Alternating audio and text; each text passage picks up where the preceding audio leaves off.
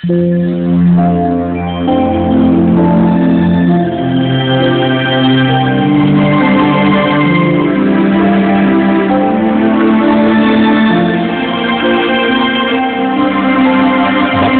ang bumabasa at ang nangakikinig ng mga salita ng hula at tumutupad ng mga bagay na nasusulat doon, sapagkat ang panahoy malapit na.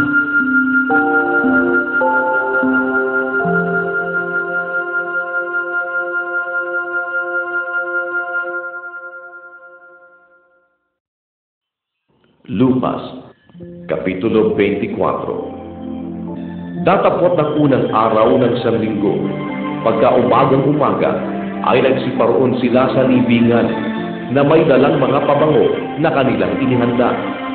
At nasumpungan nilang naibulong na ang bato mula sa libingan. At sila'y nagsipasok, at hindi nila nangasumpungan ang bangkay ng Panginoong Hesus. At nangyari, na samantalang sila'y nangatitilihan dahil dito, narito, tumayo sa tabi nila ang dalawang lalaki na nakasisilaw ang mga damit. At nang sila'y nangatatakot at nangakatungo ang kanilang mga mukha sa lupa, ay sinabi nila sa kanila, "Bakit hinahanap ninyo ang buhay sa gitna ng mga patay? Wala siya rito. Datapot nagbangon. Alalahanin ninyo ang salita niya sa inyo nang siya'y nasa Galilea pa, na sinasabi, kinakailangan na ang anak ng tao ay ibigay sa mga kamay ng mga taong makasalanan at ipako sa krus at magbangon muli sa ikatlong araw." At naalaala nila ang kanyang mga salita at nagsibalik mula sa libingan at ibinaligta ang lahat ng mga bagay na ito sa 11 at sa lahat ng mga iba pa. Sila ay si Maria Magdalena, si Juana, at si Mariang ina ni Santiago, at iba pang mga babaeng kasama nila ang nagbalita ng mga bagay na ito sa mga apostol. At ang mga salitang ito'y inakala nilang walang kabuluhan at hindi nila pinaniwalaan. Datapot nagtindig si Pedro at tumakbo sa libingan, at nang siya'y tumungo pagtingin niya sa loob, ay nakita niya ang mga kayong lino na nangasa isang tabi. At umuwi siya sa kanyang bahay na nanggigilalas sa nangyaring yaon. At narito, dalawa sa kanila ay naparoroon ng araw ding yaon sa isang nayong ngalay Emmaus na may 60 estadyo ang layo sa Jerusalem. At kanilang pinag-uusapan ang lahat ng mga bagay na nangyari. At nangyari na samantalang sila'y nag-uusap at nagtatanungan, na si Jesus din ay lumapit at nakisabay sa kanila. Datapot sa mga mata nila ay may nakatatakip upang siya'y huwag nilang makilala. At sinabi niya sa kanila, "Ano ang mga salitaan ninyong ito sa inyong paglalakad?"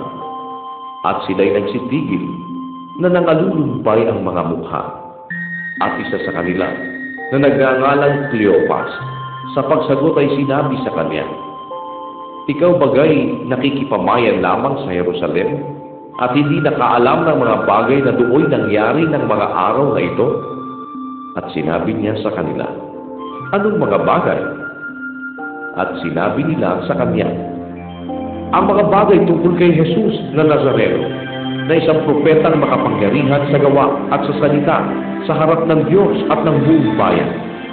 At kung paano ang pagkabigay sa kanya ng mga pangulong saserdote at ng mga pinuno upang hatulan sa kamatayan at siya'y ipako sa krus. Datapot hinihintay namin siya ang tutubos sa Israel. Oo, at bukod sa lahat ng mga ito ay ngayon ang ikatlong araw buhat ng mangyari ang mga bagay na ito. Bukod sa rito, iba sa mga babaeng kasamahan namin na nagsiparoong maaga sa libingan ay nakapagtaka sa amin. At nang hindi mga sumpungan ang kanyang bangkay, ay nangagbalik sila na nangagsabing sila na may nakakita ng isang pangitanginang mga anghel na nangagsabing siya'y buhay. At nagsiparoon sa libingan ang ilang kasama namin.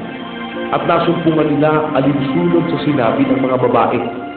Datapot siya'y hindi nila nakita.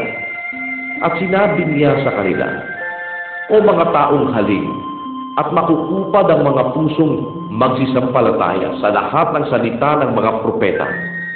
Hindi baga kinakailangan si Kristo ay maghirap ng mga bagay na ito at pumasok sa kanyang kaluwalhatian? At magmula kay Moises at sa mga propeta ay ipinaaaninaw niya sa kanila ang mga bagay tungkol sa kanya sa lahat ng mga kasulatan. At sila'y malapit na sa nayong kanilang paroroonan. At nag-anyo siyang wari may paroroonan lalo pang malayo. At siya'y kanilang pinigil na sinasabi, 'Tumuloy ka sa amin sapagkat gumagabi na at kumikiling na ang araw.' At pumasok siya upang tumuloy sa kanila.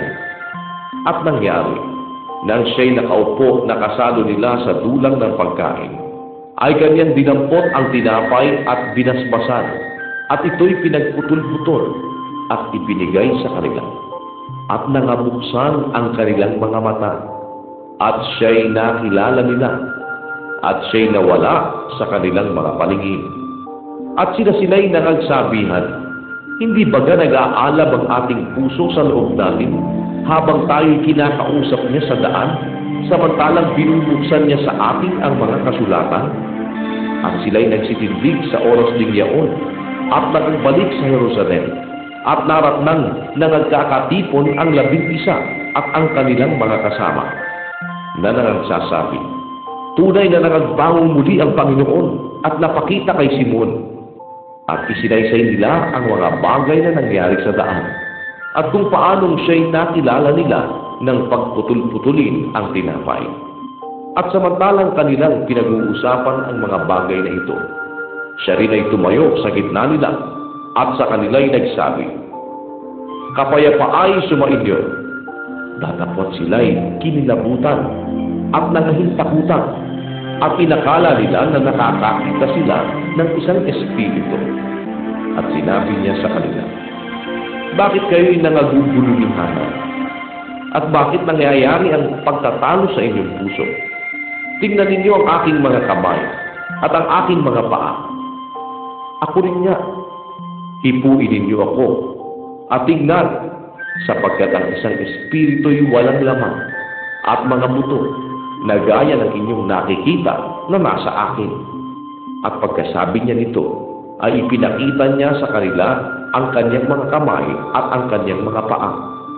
At samantalang hindi pa sila nagsisisampalataya dahil sa galak at nagsisipang gilalas, ay sinabi niya sa kanila, 'Mayroon baga kayo rito anumang makakain?' At binigyan nila siya ng isang putol na isdang inihaw. At kanyang inabot yaon at kumain sa harap nila.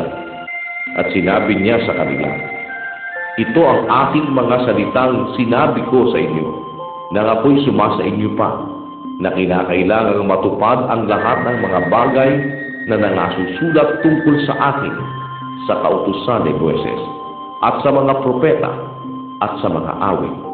Nang magkagayoy, binuksan niya ang kanilang mga pag-iisip upang mapag-unawa nila ang mga kasulatan. At sinabi niya sa kanila, ganyan ang pagkasulat na kinakailangang maghirap ang Kristo at magbangon muli sa mga patay sa ikatlong araw. At ipangaral sa kanyang pangalan ang pagsisisi at pagpapatawad ng mga kasalanan sa lahat ng mga bansa, magbuhat sa Jerusalem. Kayo'y mga saksi ng mga bagay na ito. At narito, ipadadala ko sa inyo ang pangako ng aking Ama. Datapwat magsipanatili kayo sa bayan, hanggang sa kayo'y masangkapan ng kapangyarihang galing sa itaas. At kanyang dinala sila sa labas hanggang sa tapat ng Betania, at itinaas niya ang kanyang mga kamay, at sila'y binasbasan. At nangyari, na samantalang sila'y binabasbasan niya, ay iniwan niya sila, at dinala siya sa itaas sa langit. At siya'y sinamba nila, at nagsibalik sila sa Jerusalem na may malaking galak. At palaging sila'y nasa templo na nagpupuri sa Diyos.